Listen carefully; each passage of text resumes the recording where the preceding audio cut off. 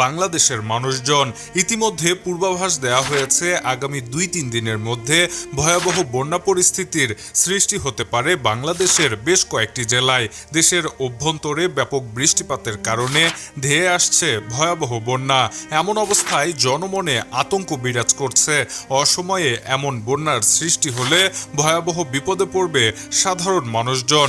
এদিকে দেশের অভ্যন্তরে ব্যাপক বৃষ্টিপাতের কারণে নতুন নতুন এলাকা তলিয়ে যাচ্ছে। নদীবেষ্টিত বিভিন্ন এলাকায় পানি বাড়ার প্রবণতা দেখা গেছে। এমনকি বিভিন্ন জায়গায় বন্যার পানির কারণে নদী পাড়ের নিম্নাঞ্চল প্লাবিত হয়েছে। একই সঙ্গে দক্ষিণাঞ্চলে জোয়ারের পানির কারণে পানিবন্দী হয়ে পড়েছে কয়েক হাজার পরিবার। এমন অবস্থায় তীব্র বিপদের বার্তা নিয়ে ধেয়ে আসছে ভয়াবহ বন্যা। এদিকে অসময়ে হঠাৎ করে আসা ভয়াবহ এই বন্যায় ব্যাপক আকারে বিপদে পড়তে যাচ্ছেন নদীপাড়ের মানুষজন, বিশেষ করে